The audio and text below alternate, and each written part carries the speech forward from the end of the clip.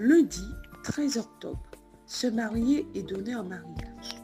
Dans les jours qui précédèrent le déluge, ils se marièrent et donnèrent en mariage jusqu'au jour où Noé entra dans l'arche. Matthieu 24, verset 38. À l'époque de Noé, la force brute était la règle. Par la menace de châtiment, les hommes intimidaient leurs semblables. Manuscrit 29, 1911. Au lieu de rendre justice à leurs prochains, ils ont suivi leurs propres désirs illégaux. Ils avaient plusieurs épouses, ce qui était contraire à la sagesse divine. Au commencement, Dieu donna à Adam une seule épouse, montrant ainsi à tous ceux qui devaient vivre sur terre son ordre et sa loi en la matière. La transgression et la chute d'Adam et Ève ont apporté péché et misère à l'humanité. Et l'homme a suivi ses propres désirs charnels et a modifié l'ordre divin.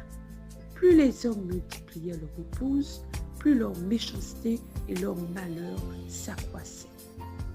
Don spirituel 3, pages 63 et 64.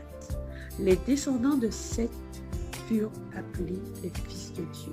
Les descendants de Caïn, les fils des hommes. En se mêlant aux fils des hommes, les fils de Dieu se corrompirent et par mariage mixte perdirent leur influence, sous l'influence de leur épouse, leur caractère saint et particulier, et s'unirent aux fils de Caïn dans leur idolâtrie.